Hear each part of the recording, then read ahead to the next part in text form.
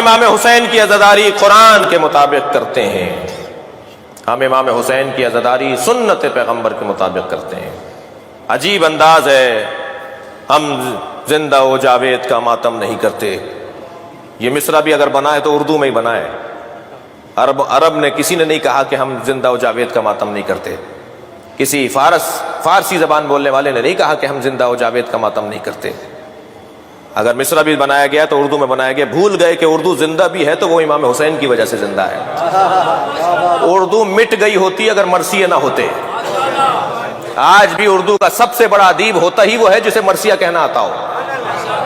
تو امام حسین کے ذکر کی وجہ سے تو یہ زبان زندہ ہے، اور اس زبان کا بولنے والا اگر کہے کہ ہم زندہ و جاوید کا ماتم نہیں کرتے تو اس سے سوال یہ ہے کہ تم کون ہو جو نہیں کرتے، اور تمہارا نہ کرنا معیار کب ہے؟ پیغمبر نے تو شہیدوں کا ماتم کیا ہے، پیغمبر نے تو حضرت حمزہ کا ماتم کیا ہے۔ سید الشہداء لقب تھا امام حسین سے پہلے حضرت حمزہ کا۔ پیغمبر نے تو جنگ احد میں شہداء احد کے جنازوں پہ پہنچ کے، خاص طور پر حضرت حمزہ کے جنازے پر پہنچ کے گریہ کیا ہے، ماتم کیا ہے، لوگوں کو دعوت دی ہے کہ میرے چچا پر رونے آؤ۔ حدیث کہتی ہے الاستیعاب الاصابہ، یہ اہل سنت کی صحابہ کرام پر لکھی گئی کتابیں ہیں جن میں صحابہ کرام کے احوال لکھے گئے ہیں۔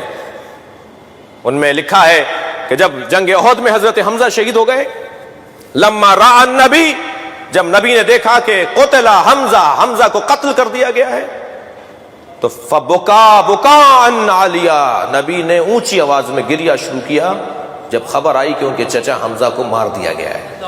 اہل سنت کی کتاب کا حوالہ دے رہا ہوں۔ اور جب پہنچے ہیں سرکار لما را مسلبہ، جب نبی نے دیکھا کہ جنازے کی بے حرمتی بھی ہوئی ہے، دور سے خبر پہنچی تھی، جب جنازے پہ سرکار حضرت حمزہ کے جنازے پہ پہنچے تو حضرت نبی مکرم نے دیکھا کہ حمزہ کے جنازے کی بے حرمتی بھی ہے، ان کا سینہ چاک کر کے ان کا کلیجہ نکالا گیا ہے، اور آپ کے کانوں کو بریدہ کیا گیا، آپ کی ناک کو بریدہ کیا گیا۔ جب بدن مبارک کو اس حالت میں دیکھا تو نبی مکرم نے فشہقا، نبی نے گریہ کیا ہے اونچی آواز میں، آوازوں کے ساتھ گریہ کیا ہے سرکار نے، اور آواز لگائی، فرمایا کہ کون ہے، کہاں ہیں وہ لوگ جو میرے چچا پر آ کے گریہ کریں؟ تو عورتیں جنگ احد میں شہیدوں، اپنے اپنے شہیدوں کے لاشوں پہ بیٹھی ہوئی ماتم کر رہی تھی، گریہ کر رہی تھی، مدینے کی عورتیں، مسلمان عورتیں۔ جب یہ اعلان ہوا کہ سرکار کہہ رہے ہیں میرے چچا پر کوئی ماتم نہیں کر رہا، تو ساری عورتیں اپنے شہیدوں کے لاشیں چھوڑ چھوڑ کر آ گئی تھی، کیونکہ نبی کی خواہش ہے کہ حمزہ کے جنازے پہ ماتم ہو۔ یہ اہل سنت کی کتابوں کی روایات ہیں، ہمارے بھائیوں نے لکھا ہے یہ۔ مجھے تعجب اس بات پر ہے کہ اپنی کتابیں کیوں نہیں پڑھتے، اور سارے مسلمان عورتیں آ کر حضرت حمزہ کے جنازے پر بیٹھیں۔ اور آج تک عرب دنیا میں دستور ہے کہ اگر کوئی مظلوم مارا جائے تو پہلے حمزہ کا نوحہ پڑھا جاتا ہے، پھر اس مرنے والے کی بات ہوتی ہے۔ عزیزان گرامی، پیغمبر اکرم کی سنت ہے یہ۔ تو حضرت حمزہ شہید زندہ ہوتا ہے، اسی پر اعتراض کیا جی شہید زندہ ہے اور زندہ کا ماتم نہیں ہونا چاہیے جی۔ میرے مولا امام حسین جب اس دنیا میں تشریف لائے، نبی مکرم نے گود میں لے کر رونا شروع کیا، اور قریب بیٹھی ہوئی اپنی ایک زوجہ سے فرمایا کہ خبردار فاطمہ کو مت بتانا کہ یہی وہ حسین ہے جسے بھوکا پیاسا مارا جائے گا، کہ فاطمہ قریب الولادت ہیں، ابھی بچے کی ولادت ہوئی ہے، لہٰذا فاطمہ کو تکلیف ہوگی۔ جب کئی مرتبہ سیدہ نے دیکھ لیا کہ بابا جب بھی حسین سے ملتے ہیں تو روتے ہیں، تو پوچھا بابا آپ میرے حسین سے مل کے روتے کیوں ہیں؟ فرمایا فاطمہ یہی حسین ہے جو ابراہیم کی قربانی کا فدیہ ہے، ابراہیم کی قربانی مؤخر ہو گئی تھی اس کی قربانی کی وجہ سے، اولاد ابراہیم میں سے ہے۔ فرمانے لگی بابا کیا ہوگا؟ کہ اسے گھیر کر بھوکا پیاسا مارا جائے گا۔ بی بی فرمانے لگی بابا آپ ہوں گے اس وقت میں؟ فرمایا نہیں فاطمہ میں نہیں رہوں گا۔ کہ اس کے بابا علی ہوں گے؟ کہ نہیں اس کے بابا علی بھی نہیں ہوں گے۔ بی بی نے کہا کیا اس کا بھائی حسن ہوگا؟ فرمایا نہیں اس کا بھائی حسن بھی نہیں ہوگا۔ تو بی بی نے فرمایا میں رہوں گی؟ فرمایا فاطمہ تم بھی نہیں ہوگی۔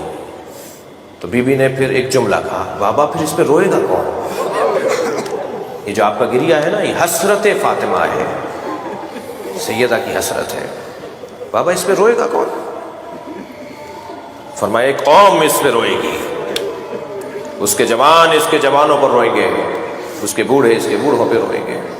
یہ تقسیم بھی اس کا مطلب نہیں ہے کہ جوان صرف جوانوں پہ روتے ہیں اور بوڑھے صرف بوڑھوں پہ روتے ہیں، نہیں، نبی نے گویا اشارتاً فرمایا ہے کہ اس کے بچے بھی مارے جائیں گے، اس کے جوان بھی مارے جائیں گے، اس کے بوڑھے بھی مارے جائیں گے، اس کے ساتھ پورا خانوادہ شہید کیا جائے گا۔ عزیزو عزادارو، ہم روا روی میں ہم ذاکرین جو ہیں کہہ دیتے ہیں کہ کربلا میں 18 بنی ہاشم شہید ہوئے، 18 نہیں 58 شہید ہوئے۔ میرا باب العلم کے عشرے کا جو موضوع ہے وہ اصحاب رسول ہے، اصحاب رسول پہ وہاں بات ہونی ہے۔ کربلا میں بنی ہاشم 58 بنی ہاشم شہید ہوئے، 58، 18 نہیں۔ حضرت عقیل کی اولاد، حضرت مسلم کی اولاد، حضرت جعفر کی اولاد، حضرت جعفر کے پوتے، حضرت عبداللہ کے بچے، محمد حنفیہ ان کی اولادیں، محمد حنفیہ خود نہیں تھے ان کی اولاد، عبداللہ ابن جعفر نہیں تھے ان کی اولادیں، امیر المومنین کے فرزند 28 تو صرف امیر المومنین کے پوتے اور بیٹے ہیں، 58 بنی ہاشم ہیں جو کربلا میں شہید ہوئے ہیں۔ سارا گھر کٹ گیا، سارا گھر کٹ گیا۔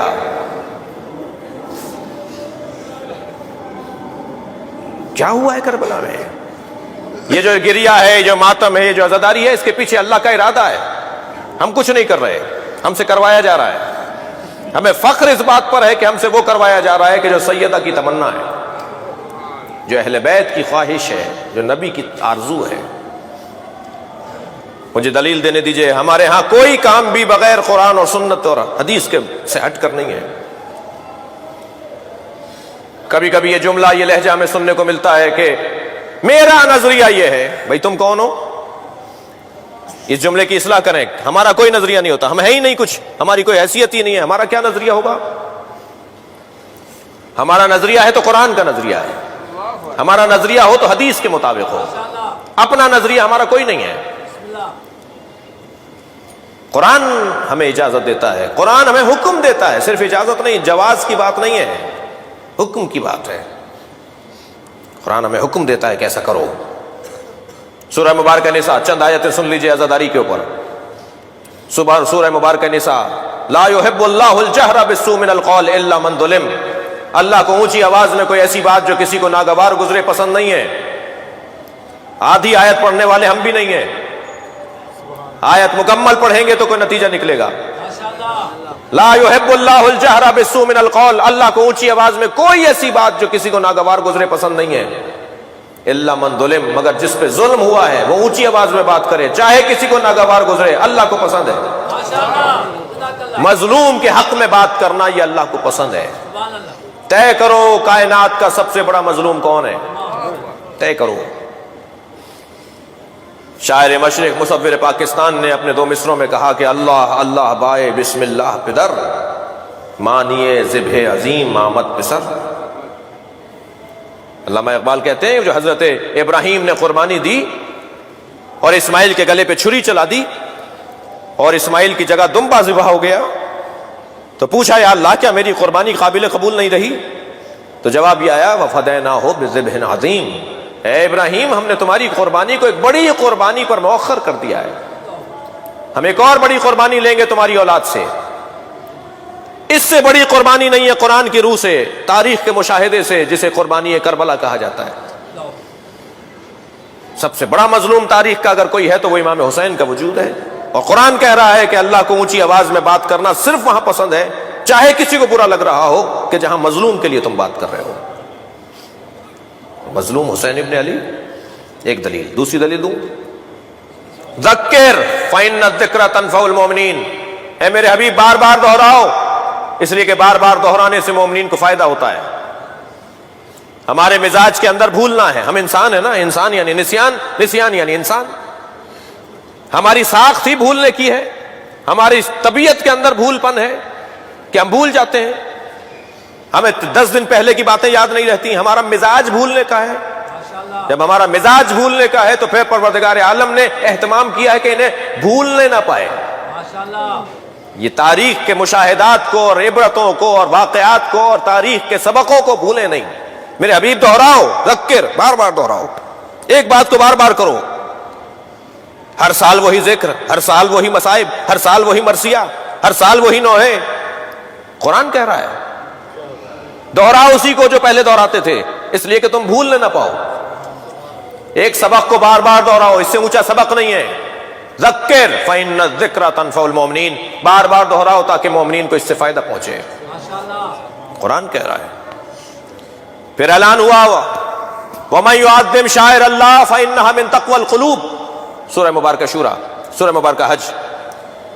जो अल्लाह की निशानियों की ताजीम करता है, ये ताजीम करना दर हकीकत तक़वा क़ल्बी की निशानी है। अगर कोई मुत्तकी बनना चाहता है ना, तो हुसैन की ताजीम करना पड़ेगी। और कोई और है इमाम हुसैन के अलावा अल्लाह की निशानी? अल्लाह की बड़ी निशानियों में एक निशानी खुद हुसैन इब्न अली की जात। लिहाजा कुरान हमसे कह रहा है कि वमन युअज़्ज़िम शाइर अल्लाह, अल्लाह की निशानियों की ताजीम करो। एक और आयत पेश करूं, बल्कि हम आयत की खिदमत में पेश हों जी। क़ुल ला असअलुकुम अलैहि अजरन इल्लल मवद्दता फिल क़ुरबा, जो मैंने उन्वान गुफ्तगू करार दिया है। मेरे हबीब इनसे कह दो मुझे कोई चीज नहीं चाहिए उजरत रिसालत के तौर पर, इल्लल मवद्दता फिल क़ुरबा, सिवाय ये कि मेरे क़ुरबा से मवद्दत। ये मवद्दत हो रही है भाई, नबी की ख्वाहिश है, नबी से मोहब्बत, नबी से लगाव का उन्वान है आज़ादारी इमाम हुसैन। सुन्नत पैगंबर है, आरज़ू ज़हरा है, ख्वाहिश हैदर कर्रार है। जब जंग सिफ़ीन से मेरे मौला लौट रहे थे तो करबला से गुजर हुआ जब मौला अली का, तो आपने इमाम हसन से फरमाया कि बेटा कुछ देर यहाँ क़याम करेंगे। मौला एक दरख्त के नीचे जाकर महव इस्तराहत थे कि सासा इब्न सुहान ने आवाज़ देकर कहा कि अली के सर के नीचे तकिया नहीं है। तो जाकर उन्होंने अपना जानू मौला के सर के नीचे दे दिया कि अली का सर मेरे जानू पे तकिया करे। तो मौला की आंख खुली और मौला ने उन्हें दुआ दी। इसी असना में मौला ने देखा कि एक शख्स है कि जो मौला के पैर दबाना चाहता है। हज़रत ने पैर खींचे, हज़रत ने फरमाया तुमने मेरा अदब किया है तो बस तुम्हें एक पैगाम दे देता हूँ, इस ज़मीन को ज़रा गौर से देख लो। यहाँ कुछ मुद्दत के बाद मेरा बच्चा आएगा, तुम भी आओगे, मगर याद रखना कि तुम मेरे बच्चे के मुखालिफ लश्कर में रहोगे, तुम हुसैन के दुश्मनों में से होगे। तो मैं पहले तुम्हें बता रहा हूँ, मेरा अदब कर रहे थे तो इसलिए तुम्हें बता रहा हूँ कि अभी से तवज्जो करो, हुसैन के कातिलों में से ना रहना। जब ये करबला में आया, इब्न जुमू इसका नाम है, जब ये करबला में आया तो इमाम हुसैन ने जनाब अब्बास से कहा कि इससे जाके कहो कि ये दरख्त याद आ रहा है। वो उस दरख्त के करीब खड़ा था। हज़रत अब्बास ने जाके कहा तुम्हें ये दरख्त याद आया है? कह रहे अब्बास अली क्या कहना चाहते हो? कहा मुझे मेरे मौला हुसैन ने भेजा है, कहा इसको ज़रा जाके ये दरख्त याद दिलाओ। गौर से देखता रहा, कहने लगा मुझे याद आ गया। कहा क्या क्या क्या याद आया है? कहा यहाँ अली लेटे हुए थे, मैंने अली इसका अदब करना चाहा तो अली ने मुझसे इस वाक़े का जो आज हो रहा है बताया था। कहा फिर क्या इरादा है? अजीज़ो, हुसैन को दो चीज़ें कत्ल करवाती हैं, एक हुब्बे दुनिया, एक बुग़्ज़ अली। कूफे वाले हुब्बे दुनिया की बीमारी में मुब्तला थे, पैसा चाहिए था, पैसा, दौलत चाहिए थे, इनाम चाहिए था। और शाम वाले बुग़्ज़ अली की बीमारी में मुब्तला थे। कूफे वाले मार रहे थे दुनिया की खातिर और शाम वाले मार रहे थे बुग़्ज़ अली में।